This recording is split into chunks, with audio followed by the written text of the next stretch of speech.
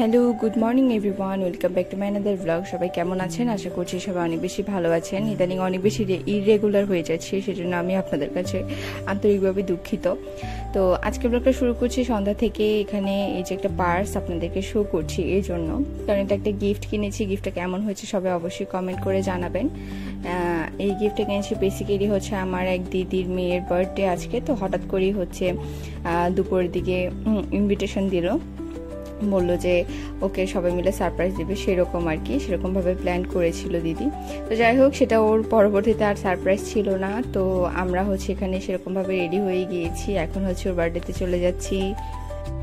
তো এই ড্রেসটা পরলাম, এই ড্রেসটা কেমন হয়েছে সবাই অবশ্যই কমেন্ট করে জানাবেন। ড্রেসটা অনেক আগের কিনা, কিন্তু বানানো হয়েছিল না, জাস্ট আজকেই বানিয়ে আনলাম। 2-3টা ড্রেস একসাথে বানাতে দিয়েছিলাম, তো ভাবলাম এই ড্রেসটা পরি, এই ড্রেসটা পরতে ইচ্ছে হচ্ছিল আর কি।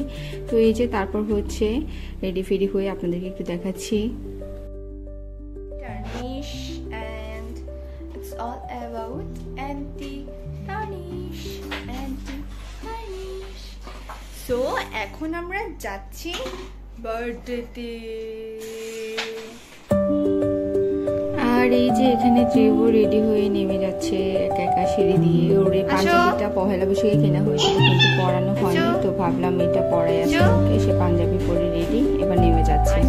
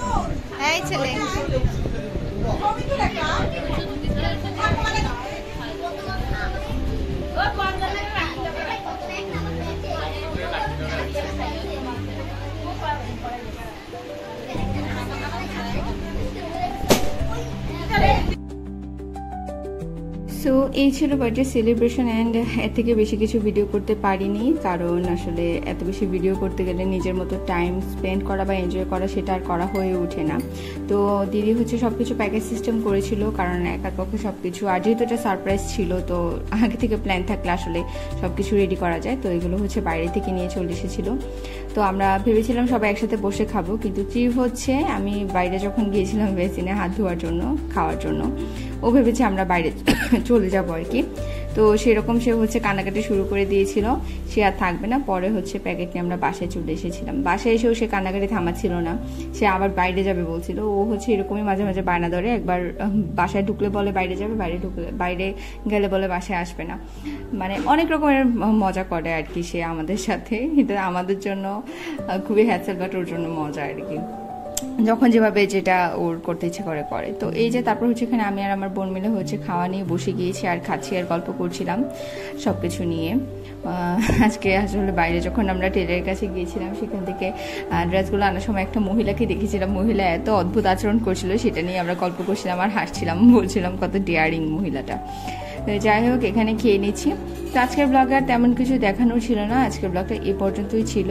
আর এই যে দেখেন ত্রিবও চলে এসেছে, ও তো বোতল দেখলে পাগল হয়ে যায়, বোতল দিয়ে খেলতে খুব পছন্দ করে, বোতল নেওয়ার জন্য চলে এসেছে। তো এই তো ব্লগটা আজকে এই পর্যন্ত ছিল। কেমন হয়েছে সবাই অবশ্যই কমেন্ট করে জানাবেন, অ্যান্ড বার্থডে গার্লকে উইশ করতে ভুলবেন না। আর থ্যাংক ইউ সো মাচ যারা অলরেডি আমাকে সাবস্ক্রাইব করেছেন, আর যারা এখনও সাবস্ক্রাইব করেনি অবশ্যই আমার চ্যানেলে সাবস্ক্রাইব করে বেল আইকনে প্রেস করে আমার পাশেই থাকবেন। অ্যান্ড অবশ্যই আমার ব্লগগুলো ভালো লাগলে সবার সাথে শেয়ার করবেন। দেখা হচ্ছে নেক্সট ব্লগে। Till then tata.